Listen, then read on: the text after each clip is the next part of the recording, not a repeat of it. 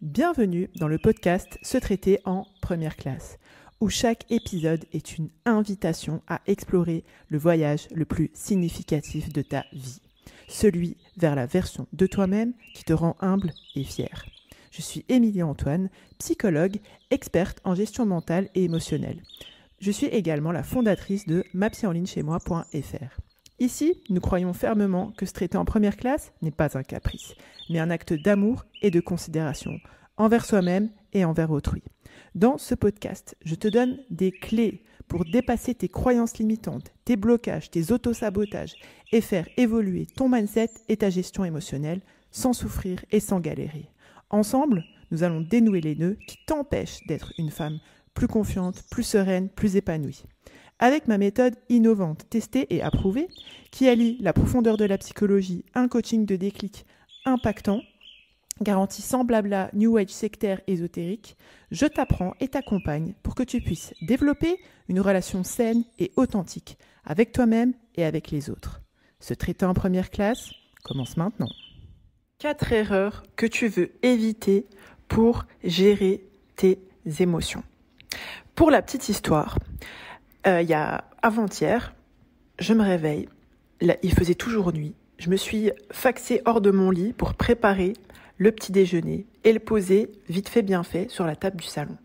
Je m'assois tranquille, pas de bruit, j'étais super contente parce que j'avais pas réveillé mes enfants. J'étais en train de beurrer mes toasts quand mon conjoint s'infiltre en face de moi. Évidemment que, en plus des nombreuses sollicitations que j'avais fait pour le réveiller pour qu'il puisse prendre son petit déjeuner, l'odeur du café l'avait finalement extirpé de son lit.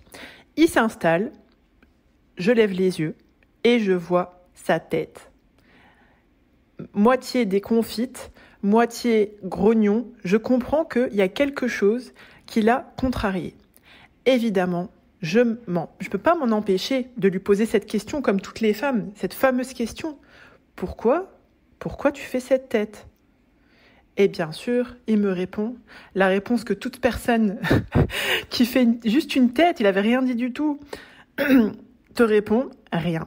Alors évidemment, sa vie, elle serait beaucoup plus simple s'il n'était pas marié avec une psy, quoique je pense que toute femme, ou même c'est pas l'apanage des femmes, mais souvent, voilà, on insiste. Évidemment, j'insiste. Et là, je lui dis, écoute, dis-moi ce que t'as.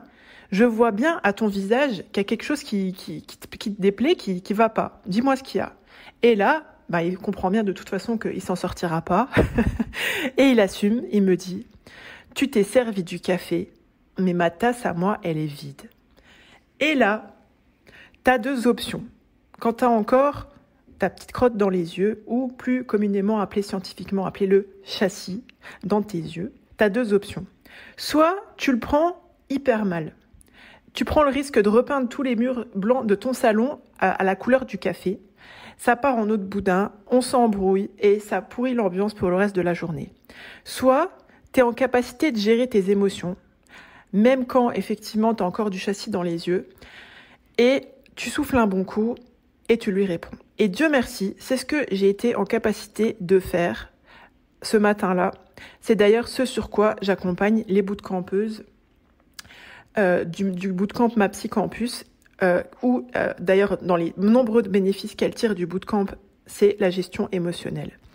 Donc là, je lui dis, ok, c'est vrai, j'ai oublié de te servir. Je suis désolée.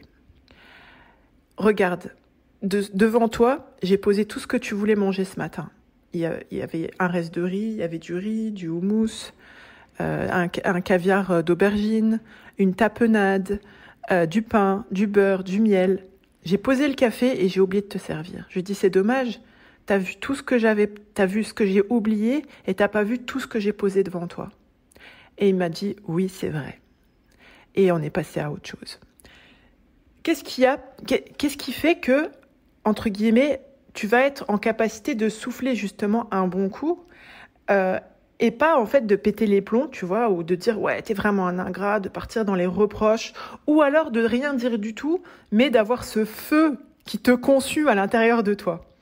Dans ce podcast, je voulais te parler des erreurs que beaucoup de femmes font, mais je pense que pas seulement les femmes, mais en tout cas voilà, je m'adresse aux femmes. des erreurs à éviter quand tu veux gérer tes émotions et de ce qui m'a permis justement d'éviter de repeindre les murs en blanc du salon en couleur kawa. Si tu es familière d'avoir déjà entendu ou pensé les affirmations suivantes du genre « Je voudrais moins ressentir mes émotions ». Il faut penser positif. Je veux pas être comme ces hystériques qui pleurent en public. Mes parents sont malheureux car j'ai divorcé. Je m'en veux de les faire souffrir. Je m'arrête ici, mais je pourrais en faire des pages de ce genre de verbatim que j'ai entendu des milliers de fois et que j'entends encore régulièrement, soit en accompagnement, soit même des personnes de mon entourage. Tous ces mots MOTS ou mots MAUX témoignent du fait qu'il est primordial de rétablir quelques vérités sur la gestion émotionnelle.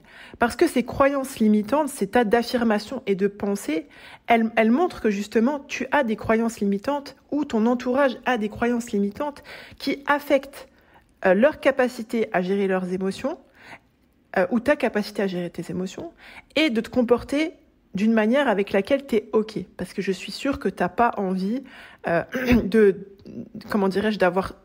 tellement en fait submergé par tes émotions que du coup la moindre remarque entre guillemets qu'on te fait d'une personne qui peut-être a ses raisons de vivre les choses comme ça, et ça je pourrais le développer dans un autre podcast, ça donne que tu rentres dans une colère que soit tu exprimes, soit qui est tournée vers l'extérieur et que tu exprimes, soit c'est une colère que tu gardes en toi et qui se retourne, entre guillemets, contre toi, et ça va créer des symptômes soit psychosomatiques, soit juste psychologiques, du genre dépression, burn-out, etc. Donc vraiment, ce genre d'affirmations et de pensées qui ont des impacts dans notre comportement a fait que je me suis dit, vas-y, aujourd'hui, je vais parler des 4 erreurs les plus communes. Et je t'en dis davantage aujourd'hui. La première erreur que font beaucoup de personnes, c'est de se reprocher d'avoir des émotions, comme la colère ou la tristesse. Je me souviens d'une femme que j'ai accompagnée il y a quelques temps. On commençait énormément de rendez-vous. Je lui disais, voilà, qu'est-ce que tu as envie de bosser aujourd'hui ? Elle me dit... je voudrais ne plus ressentir... alors, c'était de la tristesse. Je voudrais ne plus être triste. Donc, évidemment, je lui demande quelle est la situation qui crée cette tristesse, etc. Et quand on en discutait, elle avait toutes les raisons de se sentir triste. Mais le fait qu'elle se reproche, en fait, elle ne se sentait pas légitime à être dans cette posture où elle ressent de la tristesse, elle se reprochait cette émotion-là. Et du coup, on ne peut pas gérer une émotion qu'on dénie.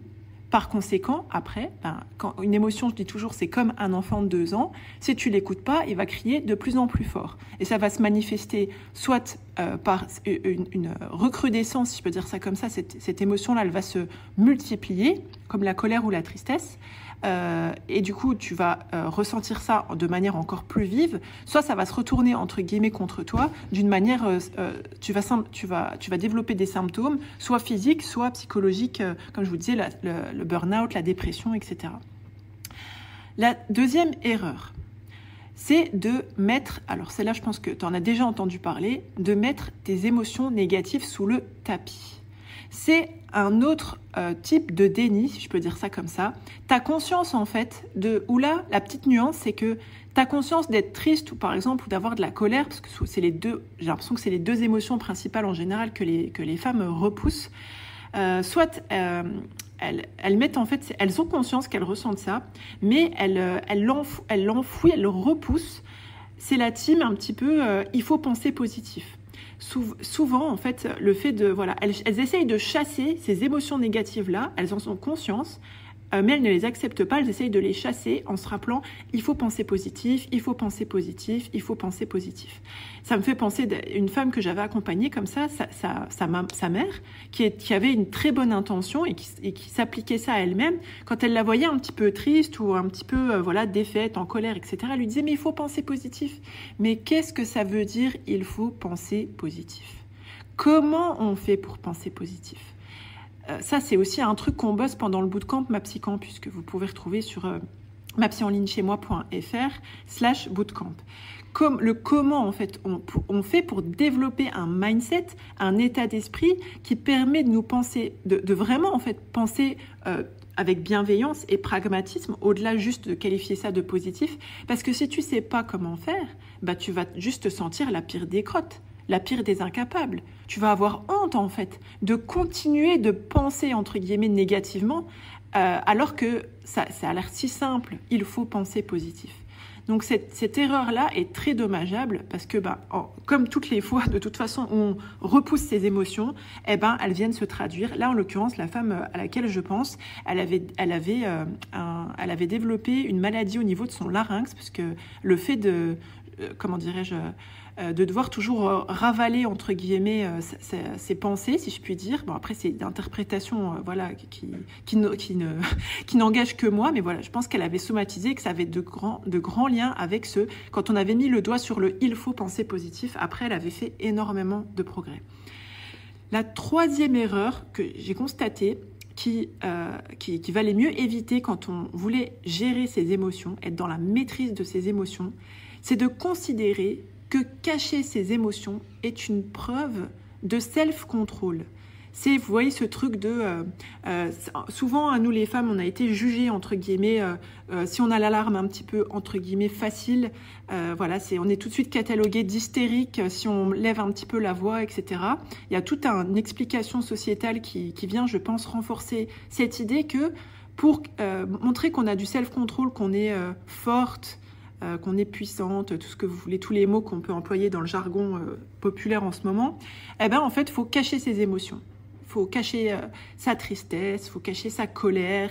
Et du coup, qui dit cacher, dit, entre guillemets, non-légitimité, si je peux dire ça comme ça. Donc, on revient à cette notion de déni.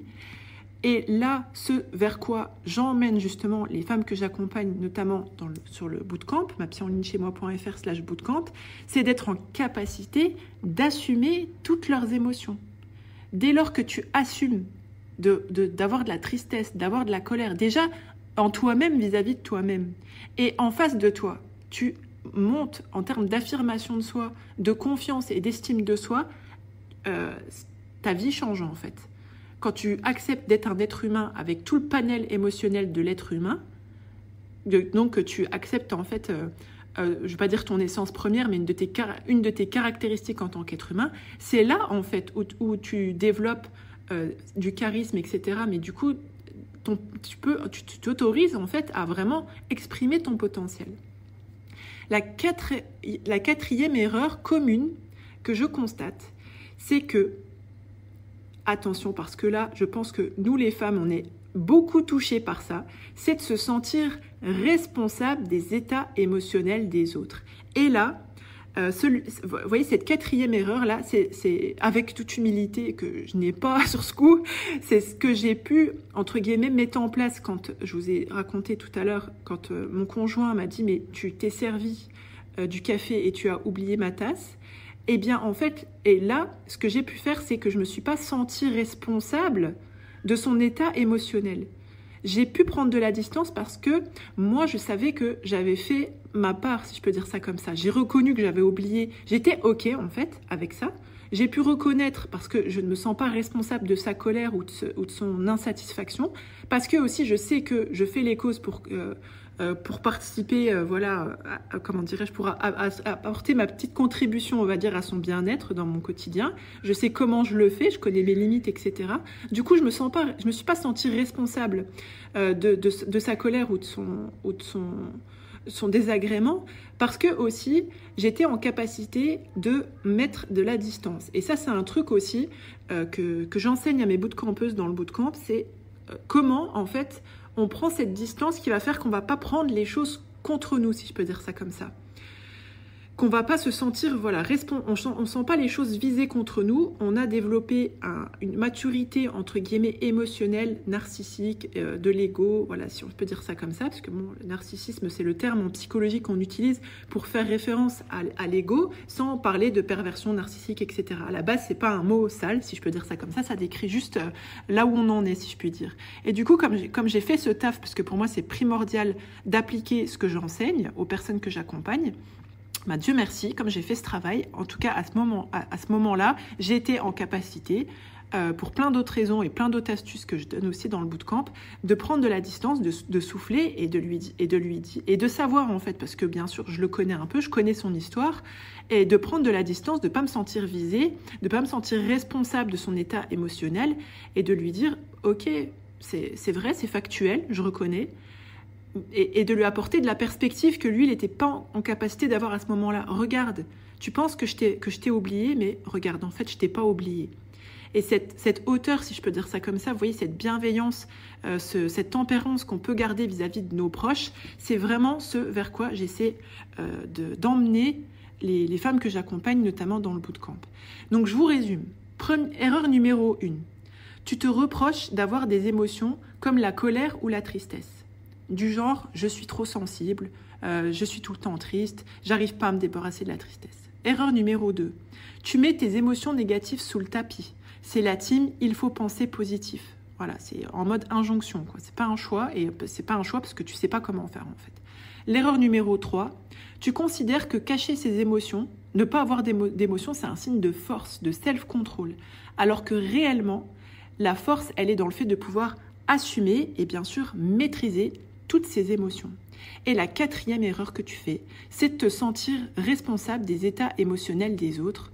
Ça me rappelle d'ailleurs, c'est d'ailleurs ce qu'on est en train de travailler avec une bootcampeuse en ce moment, où en fait, elle est triste elle dit qu'elle est triste parce qu'elle rend sa mère malheureuse parce qu'elle ne s'est pas mariée. Et là, tout le travail, c'est de prendre de la distance parce qu'elle n'est pas responsable, entre guillemets, de la tristesse de sa mère. Déjà, c'est pas un choix de sa part de ne pas se marier, parce qu'elle voudrait se marier. Et en plus, comment dirais-je, c'est l'interprétation que sa mère a de la situation qui fait que ça lui génère de la tristesse. Et ça, en fait, c'est son épreuve à elle. C'est son épreuve à elle déjà de ne pas être mariée parce qu'elle le souhaite. Et en plus, c'est son épreuve à sa mère que d'avoir une fille qui n'est pas mariée. Si tant est qu'on puisse considérer que c'est une épreuve, voilà, parce qu'il y a plein de personnes qui... C'est OK de ne pas être mariée, on est d'accord, etc. On peut très bien être épanoui et avoir une vie profitable sur Terre en étant célibataire. Mais voilà, comme elle se sent responsable de l'état émotionnel de sa mère, ça lui cause de la tristesse et ça lui porte énormément préjudice dans son humeur. Et du coup, on est en train de travailler sur tout le mindset à mettre en place pour pouvoir prendre de la distance par rapport aux états émotionnels des autres. Si tu es prête à donner un tournant à ta vie et à embrasser pleinement l'idée de te traiter en première classe, je t'invite à rejoindre ma Psycampus. C'est le pas décisif vers une version de toi-même plus sereine, plus confiante, plus épanouie. Sur ma Psycampus, tu commenceras par découvrir les fondations de la maîtrise mentale et de la gestion émotionnelle, posant ainsi les bases saines de ton évolution. Ensuite, tu embarqueras sur un voyage transformateur qui te révélera comment accueillir ton unicité et cultiver une paix intérieure face aux défis de la vie. Tu apprendras à forger de la confiance et à vivre en harmonie avec ta nature profonde, tout en affirmant tes convictions, tes valeurs, tes principes avec bien plus d'assurance. Tu recevras les clés pour prendre des décisions judicieuses et structurer ta vie de façon à ce qu'elle reflète fidèlement tes aspirations, tes valeurs et tes principes. Tu seras guidé vers la maîtrise de ta sérénité intérieure et l'expression de ta grâce naturelle. Je te fournirai, étape par étape, une méthode pour devenir une femme non seulement capable d'agir conformément à ses ambitions, mais aussi de célébrer son épanouissement personnel, professionnel et spirituel. Avec ma méthode alliant la profondeur de la psychologie à un coaching de déclic garanti sans blabla, New Age, sectaire, ésotérique, tu passeras de la théorie à la pratique, te dotant des outils nécessaires pour une évolution tangible. Et c'est sans risque. Si après avoir activement participé et suivi tous les modules, les rendez-vous individuels, les rendez-vous groupés, de coaching, de cercle, en live ou en replay, et planter les graines des exercices proposés, tu ne constates aucune amélioration, nous nous engageons à te rembourser intégralement. Le seul risque que tu prends en nous rejoignant sur ma Psycampus, c'est de te transformer en une version plus épanouie, plus confiante, plus sereine de celle que tu es. Pour commencer ce voyage transformationnel, rends-toi sur mapsyenligne-chez-moi.fr/mapsycampus, MAPSYCAMPUS. Ensemble, sur ma Psycampus, nous allons débloquer ton potentiel et te guider vers une version de toi inspirée et inspirante. Tu es la première personne à bénéficier du crédit que tu accordes à ton existence. À très bientôt sur ma Psycampus.